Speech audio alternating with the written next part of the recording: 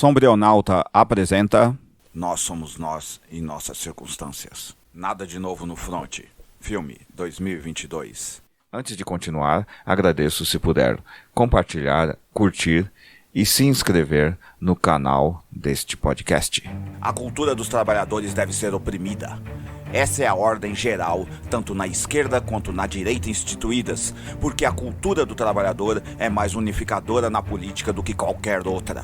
Como é impossível exterminá-la de fato, porque ela é dialética à produção do capital, então deve ser silenciada ou dada para ser administrada pela direita. Sim, a cultura dos trabalhadores não será gerida pela esquerda, porque ela a teme demais e também não consegue entendê-la. Para isso, se deve acreditar em revolução, coisa que, como bem denotou Domênico Lossurdo, 1941-2018, não interessa a ninguém mais. Talvez a extrema-direita e a extrema-esquerda. Ela é por vezes usada como tropa de choque para a democracia instituída, mas não deve ser incentivada, como percebemos no episódio em que, mais uma vez, a torcida corintiana teve que enfrentar nas ruas as forças bolsonaristas.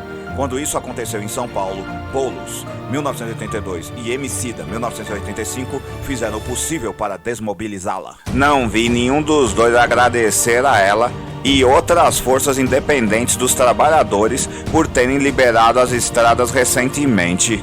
Como a esquerda instituída entregou a cultura dos trabalhadores para ser administrada pela direita ligada à mídia e ficou com sua versão mais gourmetizada, as culturas identitárias e a chamada cultura popular, versão da cultura campestre sem levar em conta o trabalho como centro da vida das pessoas pobres, vemos que não será tão cedo, em nenhuma gestão democrática, que as promessas da democracia representativa serão cumpridas. E em alguns anos, mais uma vez o trabalhador será massacrado em guerras evidentes ou nos clássicos genocídios discretos que assolam as populações pobres, mas que só são combatidos, de fato, quando a classe média, seja de esquerda ou não, se sente ameaçada. Aos trabalhadores cabem os mais diversos sofrimentos e mortes para muitos de seus e a consciência advinda dessas circunstâncias para os que sobrevivem.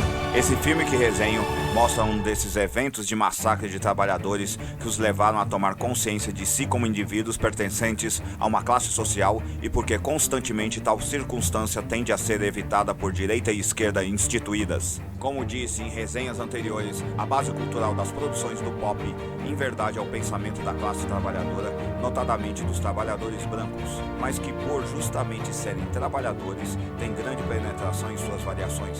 Pensem comigo, se eu perguntar em uma sala cheia de pessoas adultas quais delas são negras, quais são LGBTQ+, quais são mulheres, quais são indígenas e quais são religiosas, dificilmente todas levantarão as mãos simultaneamente.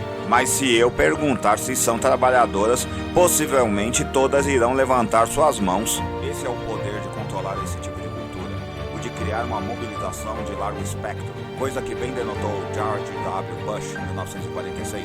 Acesso é poder. Tal mobilização não é tão fácil de ser comandada assim. A Revolução Francesa, 1789-1792, demonstrou bem que gente como jacobinos, o nome vem do mito bíblico de Jó, e se não me engano, cria a palavra inglesa job, que acreditam em trabalho, método e disciplina próprios, dificilmente aceitam comando de líderes ou suas falhas. Nem esquerda nem direita atuais instituídos querem esse tipo de independência em suas populações. Vai que acontece outro 1917. Esse é o medo latente nessa produção, um remake de mesmo nome do filme de 1930, baseado na novela alemã de também mesmo nome de 1929. Que o bolchevismo se expandisse para além das fronteiras da União das Repúblicas Socialistas Soviéticas 1922-1991. Sabemos que grande parte dos trabalhadores já estavam em vias de revolta desde a ação letal dos anarco-ilegalistas e que eles estavam dando cabo de grandes líderes de suas respectivas elites burguesas por todo o mundo. Isso não vai ser retratado no filme, no entanto, merece ser destacado aqui. Gente como Lenin, 1870-1924, sempre defendeu que a Primeira Guerra Mundial, 1914-1918, em verdade, foi um movimento calculado de extermínio da classe trabalhadora, por conta também da ação dessa esquerda extremo radical. Sim, anarquista é esquerda consciente e iluminista. Caros socialistas, apenas não tiveram sua formação intelectual em escolas e gabinetes burocráticos, sendo grande parte deles autodidata. A narrativa tenta ressoar justamente a noção apresentada acima. Ao acompanharmos a trajetória de Paul Bellmer, Felix Kemmer, somos confrontados com o duro processo de conscientização de sua parte, apesar dele ser pertencente à classe média advinda do período bismarckiano, 1871-1890. Bellmer, como muitos jovens da Deutschland, 1864-1945, acreditou no discurso nacionalista de seu governo e se jogou no esforço de guerra em seus 2 últimos anos. Há indícios, por todos os lados, que a guerra é uma verdadeira máquina de moer homens, preferencialmente, mas o entusiasmo dos jovens os deixa cegos para isso. Basta o primeiro dia em uma trincheira para que eles percebam que foram ludibriados. No decorrer, vemos como amizades, morte, pólvora, carne podre, aço e lança-chamas são os companheiros dos jovens, das mais variadas classes baixas, enquanto os comandantes de ambos os lados lamentam que suas forças não são letais o suficiente. Se a obra tenta fazer com que o drama da guerra seja universal nas trincheiras, ela falha, porque demonstra que existem classes dominantes com interesses próprios. Em meio ao combate, Bellmer encara o horror de que seu machismo, que sua tentativa de se provar, o levou a esse tipo de coisa, enquanto seus amigos enlouquecem, morrem, se suicidam. Ele quer fazer as 3 coisas acima, mas é passivo demais para tomar qualquer uma dessas decisões. Uma coisa interessante aqui, os trabalhadores têm consciência do que é a guerra de fato, um empreendimento das classes dominantes burguesas como qualquer outro esforço industrial do momento, corporificados no personagem Stanislaw Kaczynski, Albrecht Scout. Ele entende, sendo analfabeto e sapateiro, que aquele evento o mudou para sempre e que não irá conseguir retornar para a vida civil passiva depois de tanto terror. Homens como ele serão o corpus tanto do nazismo 1919-1945 quanto do socialismo marxista, dependendo do tipo de culpa que atribuírem à sua classe dirigente, se moral ou se materialista histórica. Destaque também para os comandantes de guerra e seus delírios de morte gloriosa, onde arriscam seus soldados, mas jamais eles mesmos. Aqui corrijo talvez uma injustiça que fiz a Bellmer. Os que recusavam as ordens dos seus comandantes eram sumariamente executados. Assim, não era exatamente passividade, mas sim coação. Pense nisso na próxima vez que você, classe média de esquerda e de direita, disser que trabalhador não tem consciência. A narrativa toda evita acusar o capitalismo, mas se acusasse seria cultura de trabalhador de esquerda. E em nenhuma de suas versões ela foi isso. Porém, mesmo assim deixa escapar uma cena maravilhosa.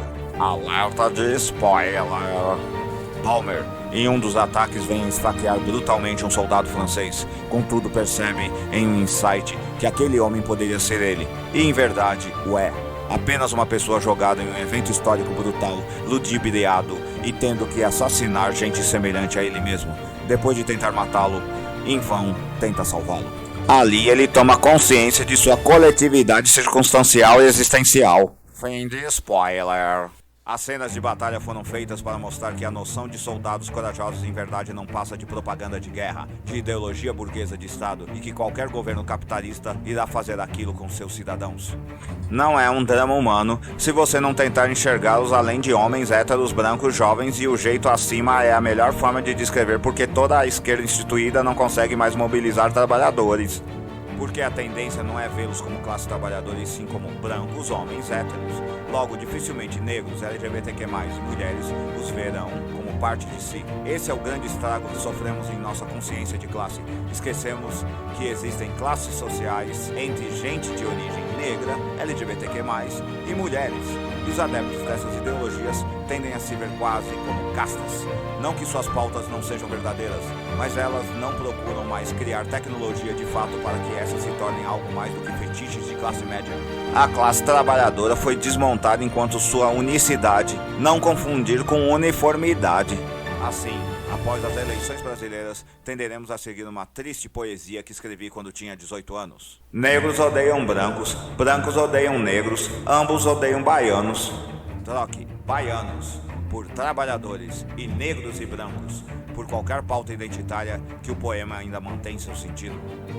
Antevejo que os próximos anos serão difíceis para a classe trabalhadora, porque sua cultura foi usada em larga escala pela direita, e a esquerda não fez e dificilmente fará qualquer coisa para reconstruí-la, posto que ela prefere hoje essa nova versão impotente do Hegel, 1770-1871, na figura de Slavoj Žižek, 1949, do que qualquer elaboração mais radical de cultura trabalhadora à la E.P. Thompson, 1924-1993, ou seja, o comunismo científico, assim sendo, revolução. Afinal, ninguém, nem mesmo Alan Moore, 1953, acredita mais no V de Vingança, 1982-1989, mas desconfio e torço estar errado.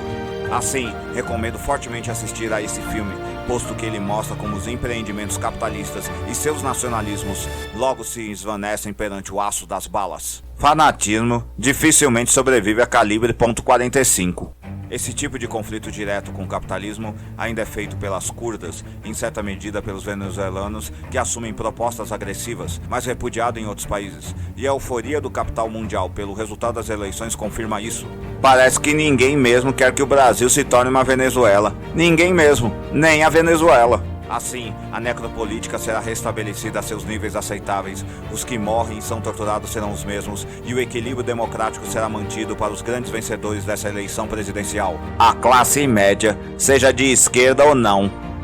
E você mesmo que não se alinhou a nenhuma das designações oficiais de maneira passiva, vai amargar ser perseguido por esses indivíduos que veem muito de presidente atual em você ou muito de futuro presidente.